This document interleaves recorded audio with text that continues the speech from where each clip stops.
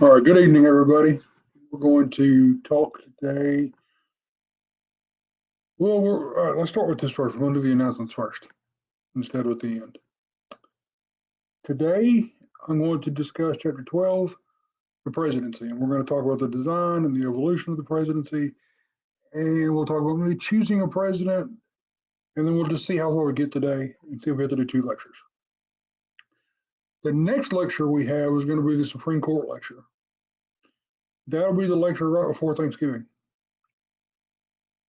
You will have nothing to do over Thanksgiving, except I want you to do one thing over Thanksgiving. Think about your final. I'm going to tell you what the final is right now. Every semester, I do something in my classes with the final. That is, you've learned about interest groups, you've learned about engagement, you've learned about the Congress, the presidency, you've learned about the court systems, you learned about the media, you learned about social media, you learned about political parties, you learned about activism, you learned about all these different things. And instead of giving you a final that quizzes you on how all of those things are connected to each other, I actually want to give you an assignment that is relevant to you and something that you can actually do to see how all those things are together. What do I mean by that? I want you to go through your mind and pick out the one thing that you think is the most important topic in politics right now. What is the one thing that affects you, the person? What is the one thing that you would go to the mat for? What would you go out and protest for? What would you go out and run for office on this platform? This is what I would fight for. That's what I want you to think about. And then when you come back, I'll have detailed instructions for you on how I want that done. And when you come back, I'm also going to have exam 3. And exam 3 and 4 will be, exam 3 and the final will be due on the same day, which is the last day of class. So that way during finals week, you don't have to worry about my class. You're already done with my class. And you can go do all your other classes. Just take a day off. Take a breath. You made it. You're at the end of the semester. Congratulations. Good luck to you. Okay? So that's what you do at the end. Later this evening, I will be sending out emails to a list of about, I'm going to say 15 people that I've got on my notebook beside me. And these 15 people, you either completed exam 1, or you completed exam 2, or you completed exam 2 and not 1. Whatever combination of those two things has happened, you have not turned in one or both of the tests. This is your opportunity to turn either one or both of those tests in. Yes, there will be a penalty. No, it will not be a severe penalty, but it will be a penalty. Basically, you're going to start from a 90 instead of 100. Okay? And then I'll grade them like normal. And when I'm grading them, a lot of you have asked me for feedback on your exams. The way that I'm grading them is the way that I've been grading them the entire time. I read your answers, and I look for certain things that are inside of the chapter that I want you to highlight. And the only way that you're going to highlight them is if you're using the chapter. And if you use a lot of the chapter, then good. If you use a lot of opinion, then good. As long as you're hitting those highlights from the chapter. And as long as it makes sense. As long as you're demonstrating knowledge to me, then you're good to go.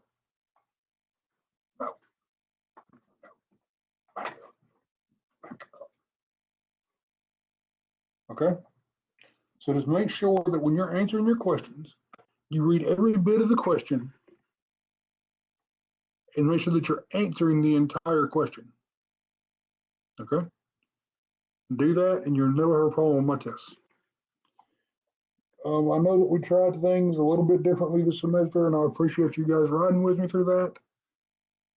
I think I'm going to hit a hybrid of that for next year, but I'll have more time to put it in place over the Christmas break. So I apologize that you guys didn't have the same experience that others are going to have in this class. but I hope that you learned something.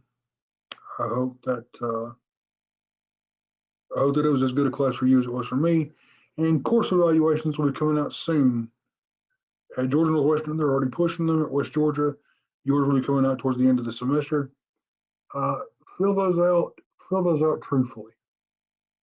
I don't actually see who submits what, but I do see all the comments, and they're not attached to names or anything like that. So there's not going to be any grade retaliation or anything like that. So don't worry about that. But be brutally honest. If you liked the class, tell me what you liked. If you didn't like the class, tell me what you didn't like, and be specific so that I can be a better professor down the line. Okay? I want to learn from you, and I want to teach you guys the best way possible, not just for me, but also for you. Okay. So let's talk about my favorite chapter in the entire class. I think I've daydreamed about being the president multiple times in my life. Um,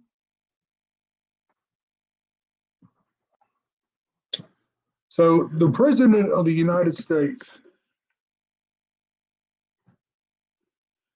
is generally thought of as the most powerful, or at least the most visible office, not just in the United States, but also in the world.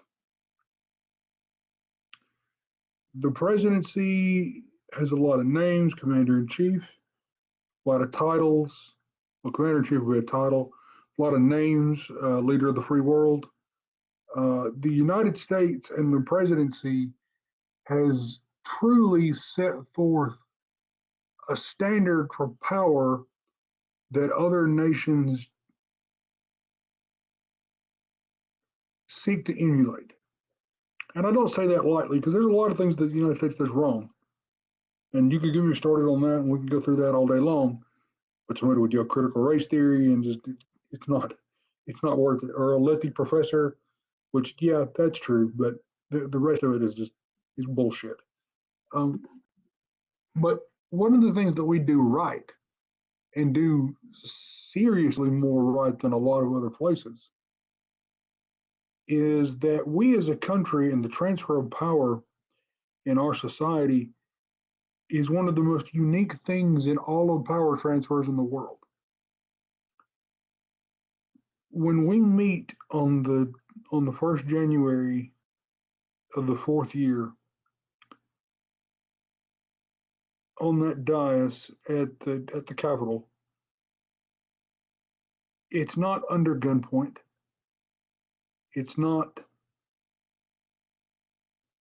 because the military is making that person leave. It's a voluntary and peaceful transfer of power. The person voluntarily gives up the powers of that office. And it is such a unique and solemn process. And if I get a chance, when I talk about the filibuster, I'll talk about January 6th too. I think during Thanksgiving is what I'm going to do, the filibuster and the January 6th lecture. So that way you guys don't have to worry about them. And I can do them during the week when I've got nothing going on. But those moments are very important. Now, the presidency was created at the Constitutional Convention in 1787. There was a lot of hand wringing at the time over what the presidency should look like and how those powers should be divested to the office. Many, I say many, several, or there was talk of simply creating a second monarch. There were questions over what to call this new office, this new position. There were questions of how to elect this official. Um, and you can read in the opening of this chapter that they had a very differing set of issues with it, like the individual or a set of people that would be the executive, the Congress would select the executive, uh, Council of Revision.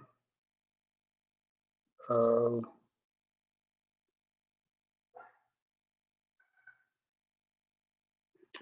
so they finally landed on, let's see, a single individual.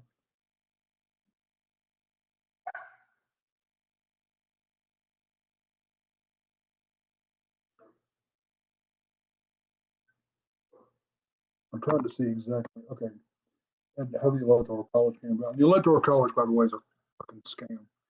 Uh, so the electoral college consists of a body of 538 people called electors, each representing one of the 50 states or the District of Columbia, who formally cast votes for the election of the president and vice president. In 48 states and the District of Columbia, the candidate who wins the popular vote in November receives all of those states' electoral votes. In 2 states, in Nebraska and Maine, the electoral votes are divided.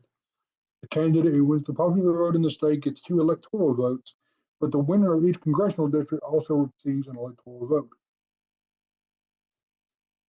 In the original design implemented for the first 4 presidential elections, there were 2 ballots. The electors would cast 1 ballot from the elector's state, and then the person who won that majority won the election, and then the second place finisher became the vice president. It's different from what we do now, where we have the president and vice president on the same ticket. Should no candidate receive a majority of the votes cast, the House of Representatives would select the president, with each state casting a single vote, while the Senate chose the vice president. Washington was elected twice under that approach. And of course, we ran into controversy almost immediately. 1796 and 1800. John Adams won the presidency, and his political rival, Thomas Jefferson, was elected vice president. In 1800, Jefferson and Burr finished tied in the Electoral College. Aaron Burr, famously the man who shot Alexander Hamilton. Jefferson was elected president in the House of Representatives on the 36th ballot. Those controversies led to the proposal and ratification of the 12th Amendment, which couples a particular presidential candidate with that candidate's running mate in a unified ticket. Um,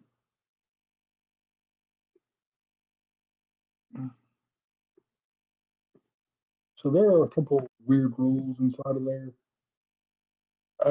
You know,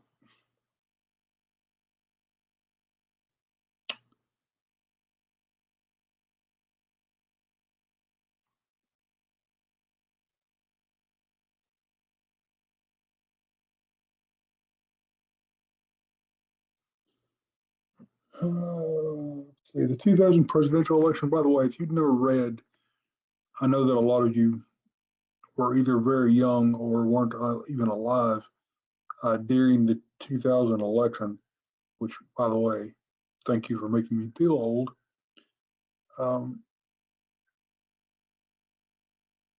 The 2000 election is one of the craziest elections in the history of elections, and you'd be doing yourself a disservice by not going and reading about that election between George W. Bush and Al Gore.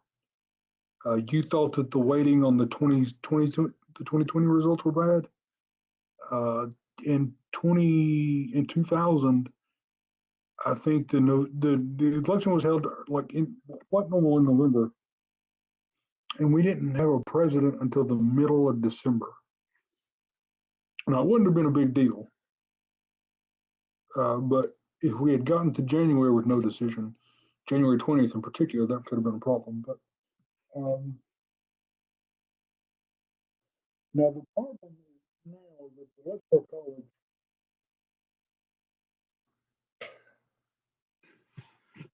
the margin of victory in the 2020 election for the popular vote was over 7 million votes. Biden just absolutely whipped Trump in the popular vote. In 2016, Hillary Clinton beat Trump with over 3 million to the good in the popular vote. The Electoral College, however, is how the president is chosen. The winner take all method of the Electoral College, that method ensures that only a handful of states, uh, New York, Ohio, Michigan, Pennsylvania, Texas, California, Florida, high populous states are known as swing states. And those swing states can determine the outcome of the election. Arizona was a big one in this last election. Georgia became very important for the 2020 election, flipping to the Democratic ticket. So while the popular vote margin was 7 million votes and the Electoral College margin was pretty high, the actual vote total margin of difference, I think, was somewhere in the realm of 41,000 votes spread out across 4 states. If 40,000 votes had broken any different direction in any of those 4 states, Trump could still be president. I'm not saying that's a good or a bad thing. I'm just saying that is.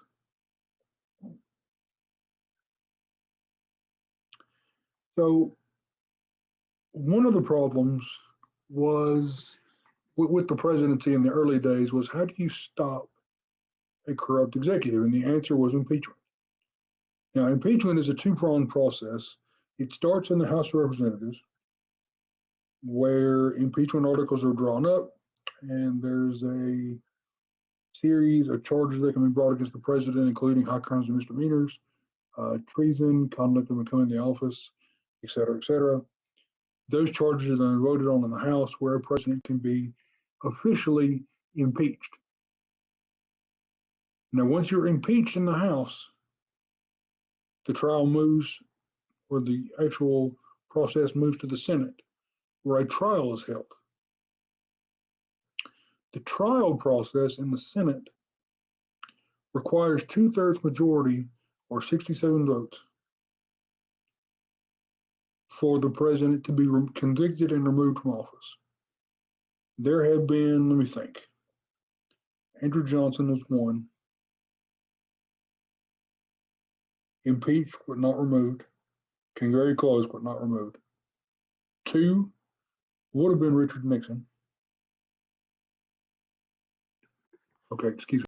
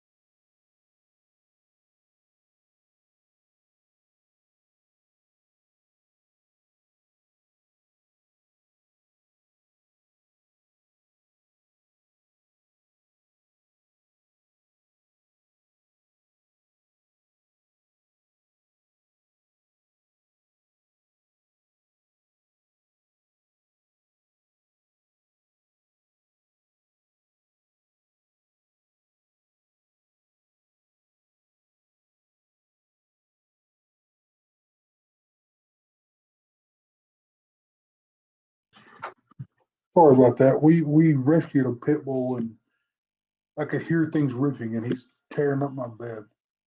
So anyway, the second impeachment would have been Richard Nixon. The third impeachment, but Nixon resigned. Bill Clinton was impeached in the House, not convicted by the Senate, came very close again to conviction. And then Donald Trump was impeached once while in office and then once while out of office, back to back. Once for the Ukraine scandal and then again for the January 6th insurrection. Not removed or convicted either time. Impeachment is the biggest check on presidential power other than the veto in the Congress.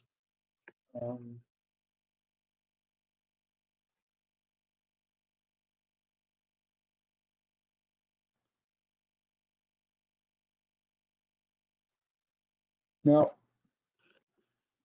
we're going to talk about the individual powers of the presidency now.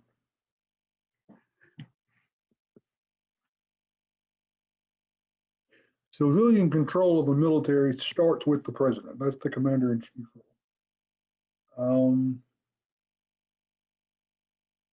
He has the power to negotiate treaties with the advice and consent of the Senate. He's charged to take care that the laws be faithfully executed, given broad power to pardon those convicted of federal offenses, except their officials removed through the impeachment process. The chief executive presents to Congress information at the State of the Union, calls Congress into session when needed, vetoes legislation if necessary, although a supermajority in both houses of Congress, 2/3 supermajority in both houses of Congress can override that veto, and make recommendations for legislation and policy, as well as call on the heads of various departments to make reports and offer opinions, which is the president's cabinet.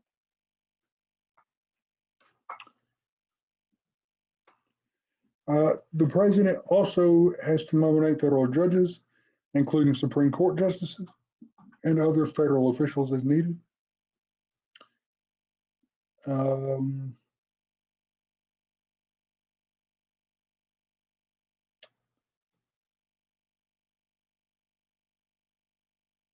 New presidents will generally appoint over 500 top officials to the executive office of the president, Department of Justice, regulatory commissions such as the Fed, and those ones require Senate majority approval.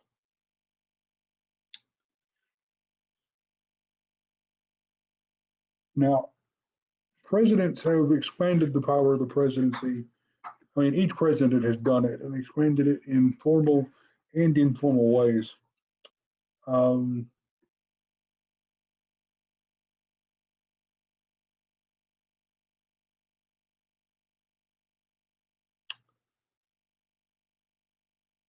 There have been some presidents that have used the commander-in-chief role to wage undeclared wars, like John Adams with the French Quasi-War. Others negotiated for territorial gains, which is supposed to be a role of the Senate, but Jefferson did with the Louisiana Purchase.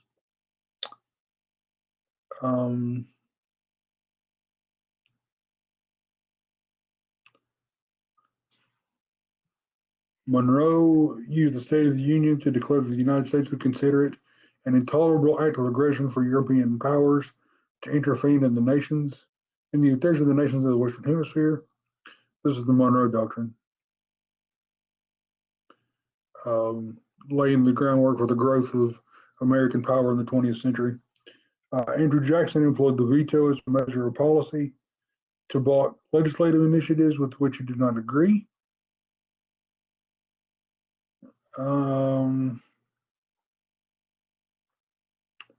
Jackson also waged war against the Bank of the United States, which, by the way, if you're not taking Keith Bohannon's Jacksonian Democracy, what are you doing? Go take that class. It's good. If you need an elective or if you're a history major, of course.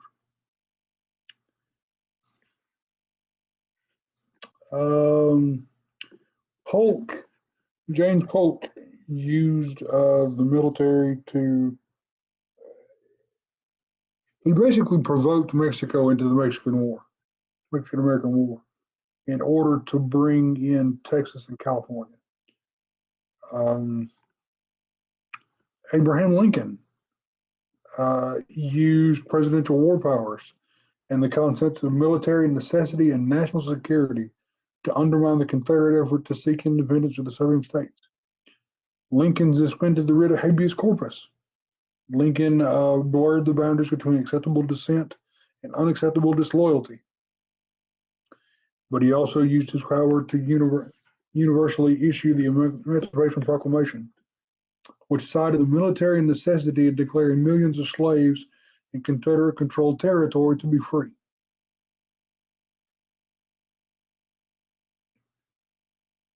Um,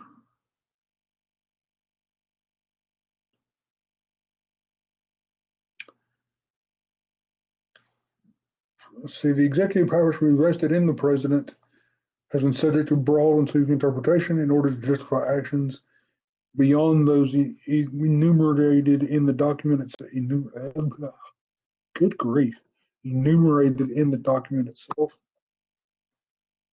Um, the Secret Service and the FBI were both born out of executive branch authority. The Secret Service's original job, and still part of their duty, is to crack down on counterfeiters. They were not always the sunglass carrying MP5 under the suit coat with a fake arm wielding agents, super agents that we consider them to be now. Not until after McKinley was killed did presidents get round of the clock protection from the Secret Service, and it still took a little while after McKinley as well. But executive privilege is something that you're going to hear a lot more in the next few weeks as Trump tries to stop subpoenas for the January 6th Commission. Executive privilege being that basically the president can insulate himself from the Congress, the judiciary, or the public. Um, Basically, executive privilege is the president had to do it. You don't need to know why. It's not, you don't need to know why. And move on with your life. You don't need to know why we do what we do. Um, Executive orders, rules that bypass Congress, but still have the force of law if the courts do not overturn them. That's important. Uh, Executive orders by themselves do not create legislation. They have to act inside of existing policy. Now, that representation of that, the executive order can change the intent of a policy, but that to me, in the way that I read the documents and the way that I understand politics, is the president is designed to carry out the laws that Congress passes. And as long as Congress doesn't specifically say this law has to do this, then a president has the right to say through an executive order, we've been doing it this way, now we're going to do it my way. That's a president's prerogative, in my opinion. I don't think that executive orders are the greatest legal tool in terms of, or should not be used as a replacement for actual legislation, but that's another day's lecture as well. Now, executive agreements are agreements that are used to formalize international relations, as long as those agreements are also coupled to treaties that go through the Senate down the line. Congress will generally allow that stuff to happen. And the president is also responsible for not the growing, but the actual formation of the national budget. The national budget is responsible by the executive branch.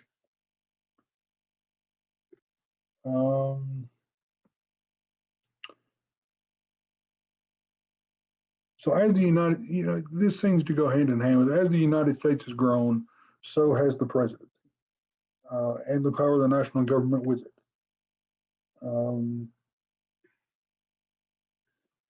this is where the federalism comments come in.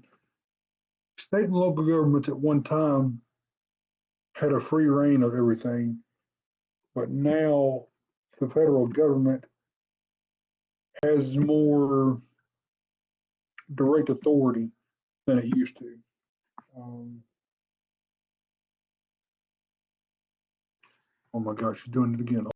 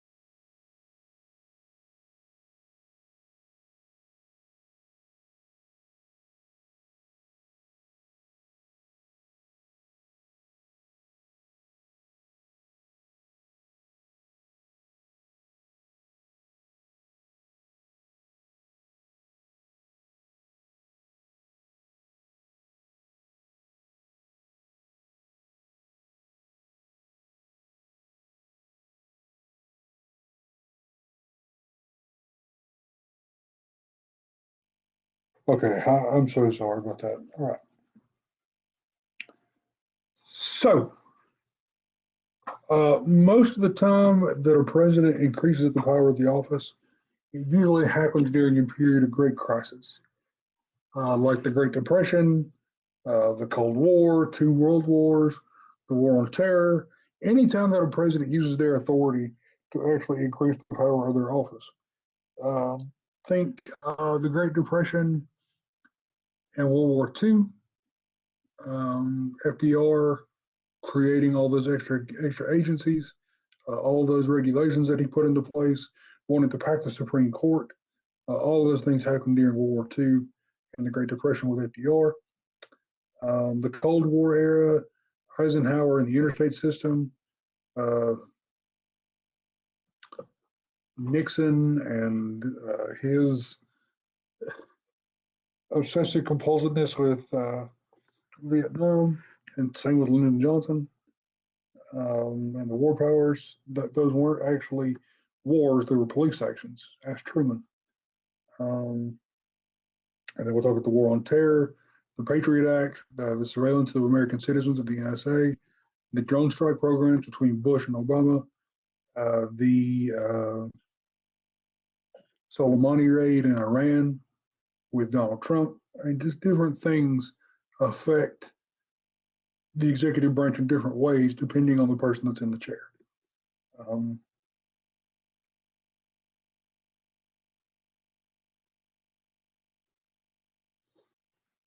now,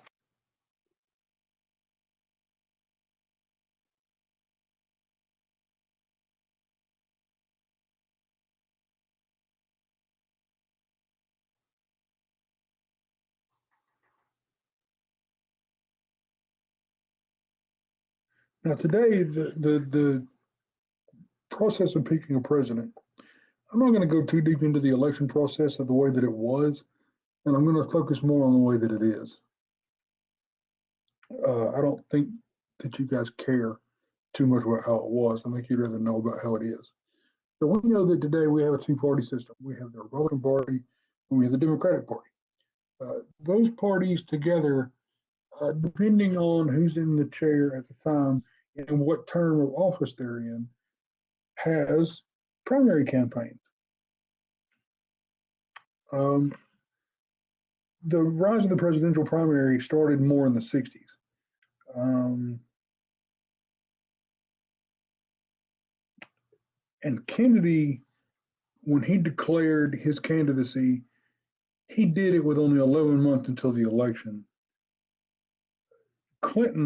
Hillary Clinton, on the other hand, announced her intention to run pretty much in 2005, like right after we had just elected George W. Bush to a second term.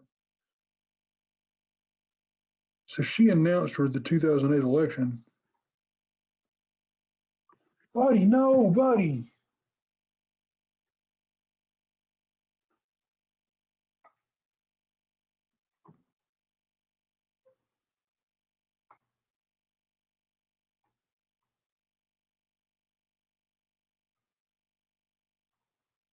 I'm trying to get the damn dog. He just pissed my.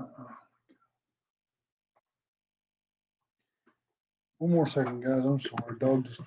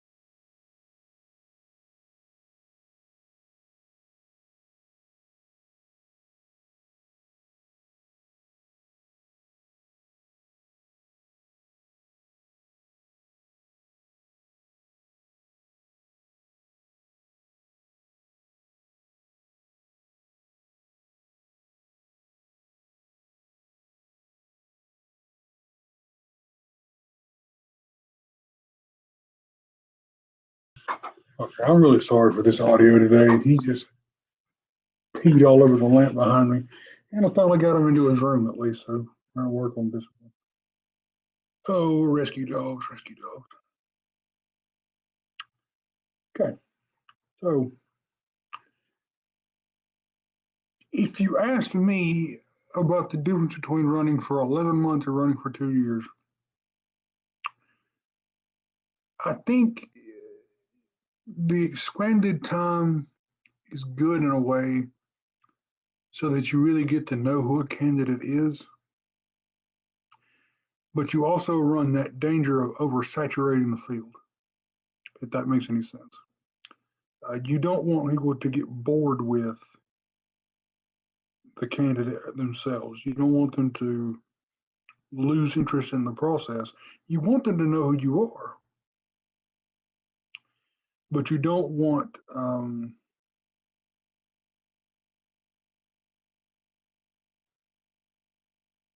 you don't want to. I guess you don't want to overstay your welcome. Let's put it that way. So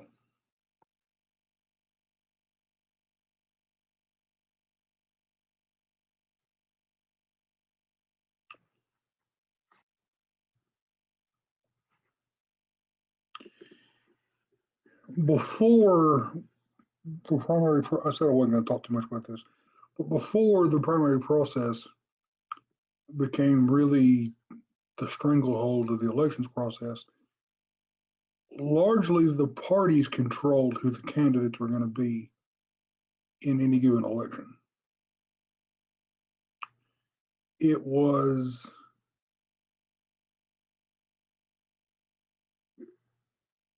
a relatively streamlined process where a smoky back room chose your candidate for president, and um, then the parties just voted and they campaigned on behalf of their guy. Well, now you have to dump, bucket on top of bucket on top of bucket of money into the process in order to get your name out there and hopefully get the name recognition, win over the party, win over the base, win the nomination, and then you had to go actually face off against your opponent from the other party and then win the independent voters in the meantime by not going too far to the left or too far to the right. It's a ridiculous standard that nobody can live up to, and politics is terrible and everything is awful. That's what the political process is, especially for the presidency.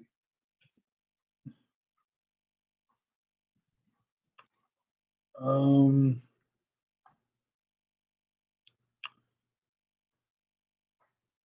Now, the general election,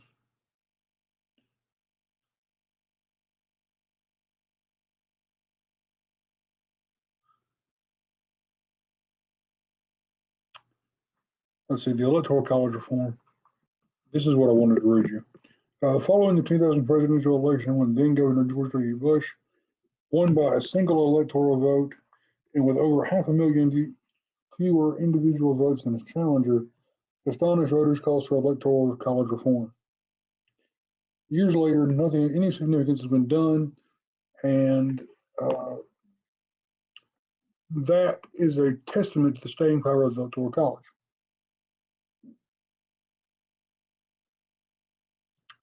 In 2016, for example, Clinton won the popular vote, Hillary Clinton, by a margin of almost 3 million votes, while Trump won the Electoral College very comfortably. Those who insist that the Electoral College should be reformed argue that its potential benefits pale in comparison to the way the Electoral College compresses voter turnout and fails to represent the popular will. In addition to favoring smaller states, since individual votes there count more than in larger states due to the math involved in the distribution of electors, the Electoral College results in a significant number of safe states that receive no real electioneering, such as that nearly 75% of the country is ignored in the general election. Those swing states that I was talking about are the other 25%. So they're mostly in states like Florida, states like Ohio, Michigan, Pennsylvania, New York, California. You're in those places like Texas to try to win as many of those votes as possible. A potential solution to the problem with the Electoral College is to scrap it all together and replace it with the popular vote. The popular vote will be the aggregated totals of the votes in the 50 states and District of Columbia as certified by the head election official of each state or the Secretary of State in each state. The second solution is to make the Electoral College proportional. That is, as each state assigns its electoral votes, it would do so based on the popular percentage in their state, rather than a winner-take-all that most states use today. And then the third alternative is National Collective Vote Movement. Interstate compact between multiple states that signs onto the compact.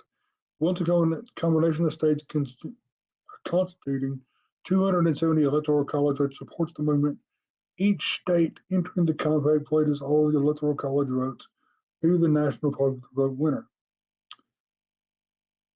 That's stupid. Now that I look at that, that's really dumb.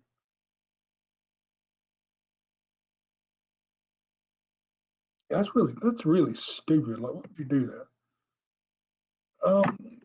So when we're talking about the general election, there are generally a series of debates. The number of debates, the types of debates, those things are usually haggled up by the campaigns beforehand.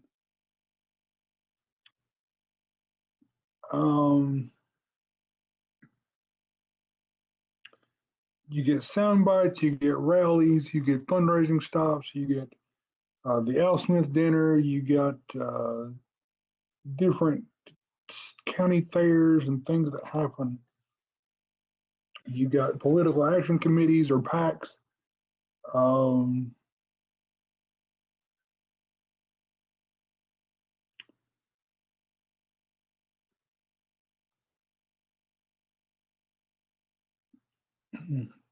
PACs, they act like interest groups. We can donate unlimited amounts of money to candidates.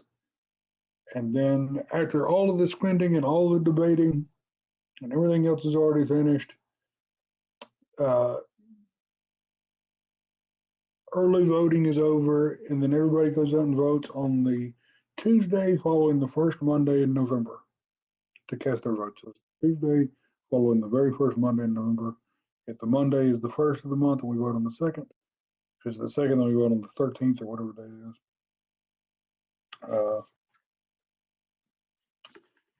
And then once a president is actually elected, it is time to organize to actually govern.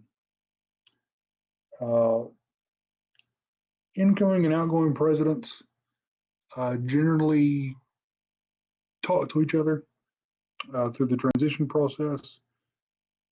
The 2020 process was a little different, actually held hostage by the Trump administration. The office of the president-elect has been created. It is not an official office, but I think that George W. Bush was the first to use it. I could be wrong with that. It could have been Obama. But the incoming president is usually given the benefit of the resources of the executive branch, namely an office in the EEOB or the Eisenhower Executive Office Building across the street from the White House, and use of Blair House until the inauguration, when the outgoing president is moved out of the White House and the new one moved in. That all happens during the inauguration.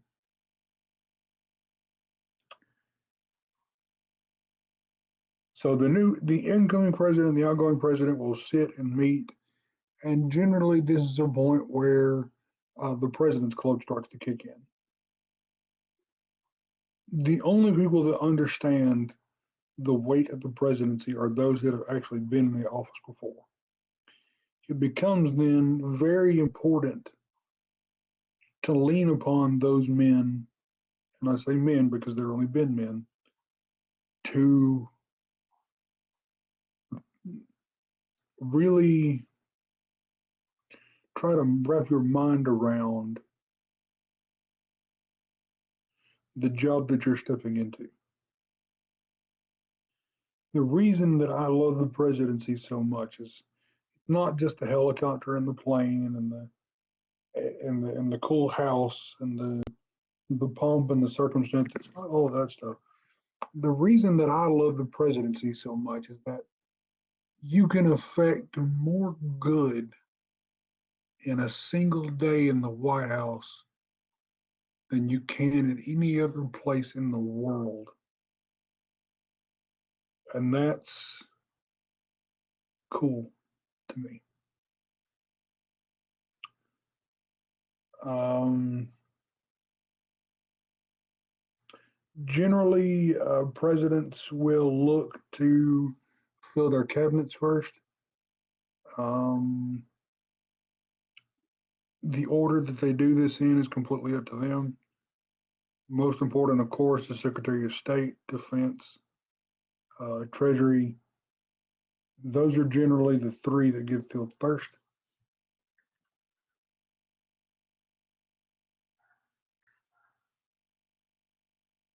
Um, so once those offices are filled, then the president can fill in the other portions of his government. And generally, they don't start really filling in the lower federal offices until they're already inside of the office.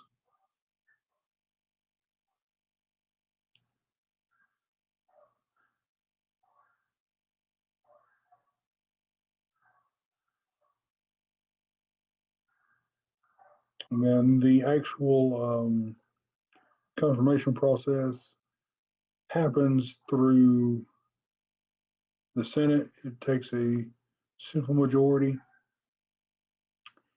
And then let's talk about the vice presidency as well. Vice presidents are generally sent on minor missions, used as mouthpieces. The vice president really doesn't have a role except to be there in terms of the line of succession. They don't have any official power. They are the vice president. They do have powers as the president of the Senate. But outside of those powers, there's not really much going on for a sitting vice president. The story of the two brothers, one went out to sea, one became vice president. Neither were heard from again. The best thing about the vice presidential seal is that if you squint your eyes and you tilt your head, it reads a lot like President of the United States. So those are some jokes about the vice president. Um, the vice presidency, I think Adams called it not worth more than a bucket of warm piss. And other vice presidents, one was being considered for the job, and he told the gentleman that was asking him to be his vice president, "Sir, I do not presume to be buried until I am dead." So, um, presidents generally have the option to bring their vice presidents in as much or as little as they want to. Biden and Obama were very active together. Bush and Cheney were pretty active together. Others have hated their vice presidents. Uh, McKinley and Roosevelt didn't really get along. Um, Wilson and his vice president didn't get along, but his vice president was more scared of being president than he was of anything. But okay, moving on.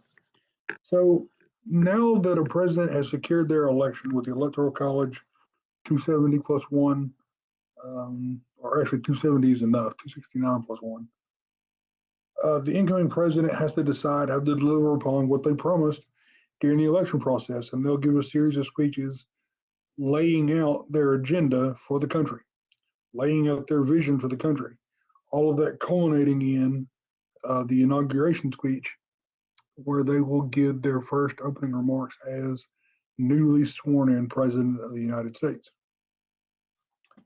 Those first 100 days of a presidency are generally considered to be the best and last time that a first term president will be able to actually do anything with their agenda while they're in office. Once that 100 days is up, you start looking to the midterms. Then after the midterms, you start looking to your own reelection. Then after reelection, you start looking to your legacy. And once, if you're a second term president, you generally can do what Barack Obama made funny at the National Correspondents' Dinner and make a bucket list. Healthcare, bucket. Immigration, bucket. You know, just making it funny instead of saying the F bomb.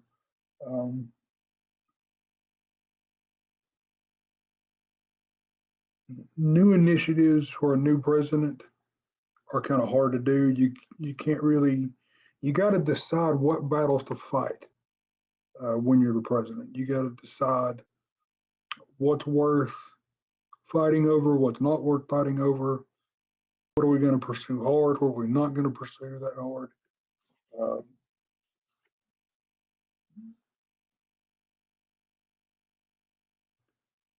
and of course, there's always the political time that is always rolling. You have to be able to take a step back and look at the world that you've been elected into and determine what the needs of the nation are.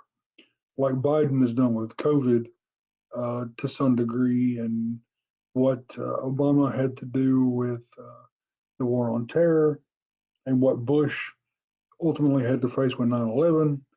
It's you have to be able to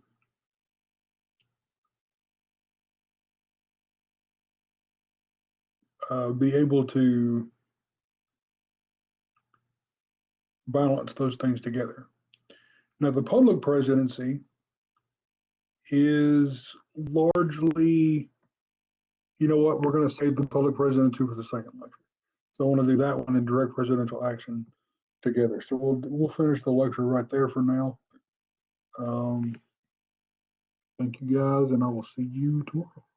I'm sorry about the